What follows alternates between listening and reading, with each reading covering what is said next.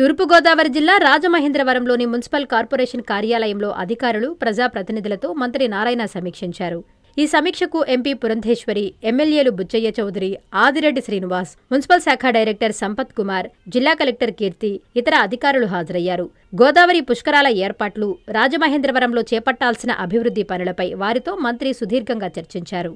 అనంతరం మంత్రి నారాయణ మీడియాతో మాట్లాడుతూ గోదావరి పుష్కరాలకు రాజమహేంద్రవరంలో చేపట్టాల్సిన పనులపై చర్చించామని చెప్పారు. సీఎం చంద్రబాబు ఆదేశాలతో రాజమహేంద్రవరంలో అభివృద్ధి పనుల కోసం వివిధ పథకాల ద్వారా 580 కోట్లు కేటాయించామని పేర్కొన్నారు. ప్రస్తుత నిధులతో తొలిదశ పనులను ప్రారంభిస్తున్నామన్నారు. గోదావరి కాలుష్య నివారణకు ఉప ముఖ్యమంత్రి పవన్ కళ్యాణ్ ఆదేశాల మేరకు నిధులు కేటాయిస్తామని తెలిపారు. ఘాట్ల ఆధునీకరణ, విస్తరణను ఇరిగేషన్ శాఖ నిధుల ద్వారా అభివృద్ధి చేస్తామన్నారు. ఈ కార్యక్రమంలో అధికారులు, ప్రజాప్రతినిధులు పాల్గొన్నారు. సభ్యులు, అదేవిధంగా శాసనసభ్యులు, అదేవిధంగా అర్బన్ అథారిటీ చైర్మన్ గారు మరి అధికారులతో ఈరోజు రివ్యూ జరిగింది. దీంట్లో మెయిన్గా డిస్కషన్లు ఏంటంటే పుష్కరాలు వస్తున్నాయి కాబట్టి రాజమండ్రి సిటీలో ఏర్పాటు చేయాల్సిన కార్పొరేషన్లో ఏర్పాటు చేయాల్సిన ఫెసిలిటీస్ గురించి.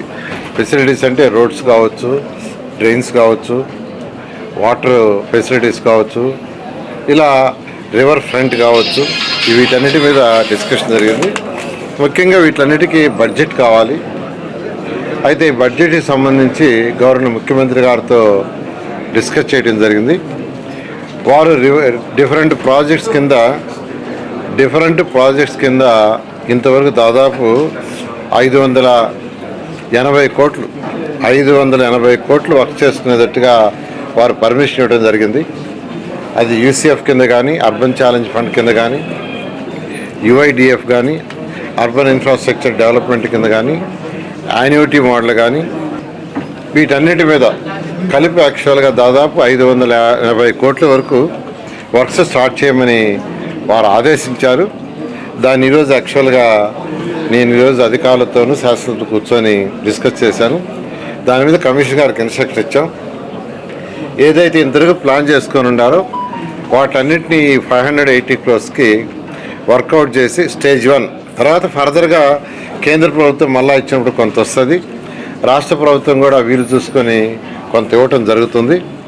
ఏదైనా ఫస్ట్ ఫేజ్లో రాజమండ్రి మున్సిపల్ కార్పొరేషన్కి ఒక 580 కోట్లు గవర్నర్ ముఖ్యమంత్రి గారు డిఫరెంట్ ప్రాజెక్ట్ హెడ్స్ కింద ఇచ్చారు. వారికి ప్రత్యేకంగా నేను ధన్యవాదాలు తెలియజేస్తున్నాను రాజమండ్రి కార్పొరేషన్ ప్రజలందరి తరఫున పుష్కరాలకి.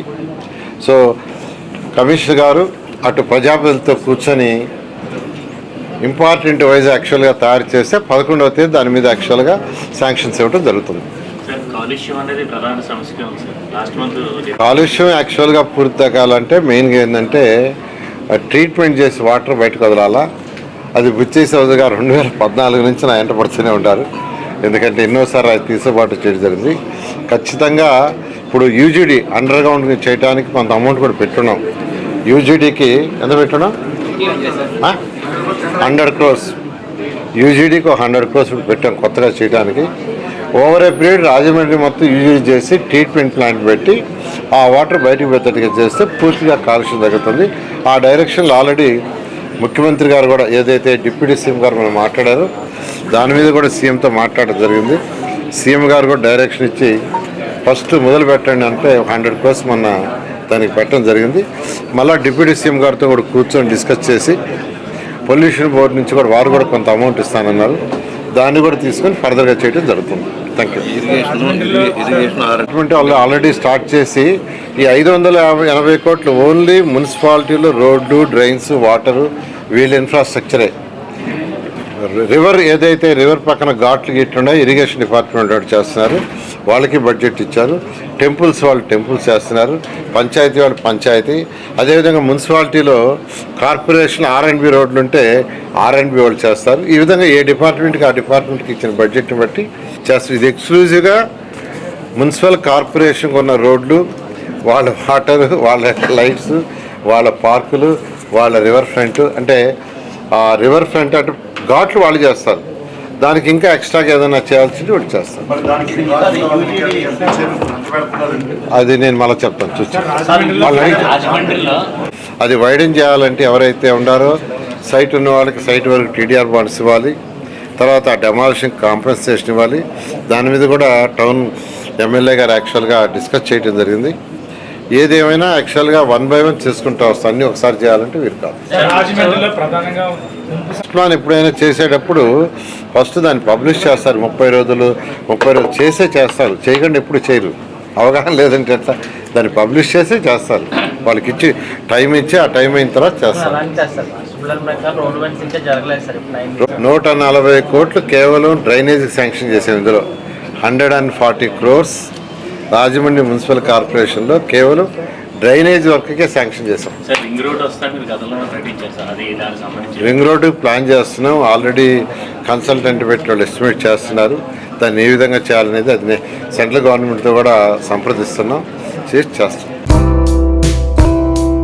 ప్రజానాయకుడికి జన్మదిన శుభాకాంక్షలు. తెలుగుదేశం పార్టీ జాతీయ ఉపాధ్యక్షులు, ఉదయగిరి మాజీ శాసనసభ్యులు, గౌరవనీయులు శ్రీ బొలినేని వెంకటరామారావు గారికి జన్మదిన శుభాకాంక్షలు. ప్రజా జీవితంలో మీరు మరెన్నో విజయాలు సాధిస్తూ ఆయురారోగ్యాలతో దీర్ఘాయుష్యుతో ఉండాలని, మరెన్నో జన్మదిన వేడుకలు జరుపుకోవాలని భగవంతుణ్ణి మనస్ఫూర్తిగా ప్రార్థిస్తూ మీ కాకునూరి మల్లికార్జునరెడ్డి, టీడీపీ సీనియర్ నాయకుడు, పెసల హర్షవర్ధన్ రెడ్డి, తెలుగుదేశం పార్టీ నాయకులు, పోలు అశోక్ రెడ్డి, తెలుగుదేశం పార్టీ నాయకులు, నూరేపల్లి నాగరాజు, టీడీపీ నాయకులు, గంగిరెడ్డిపాలెం పంచాయతీ, కలిగిరి మండలం.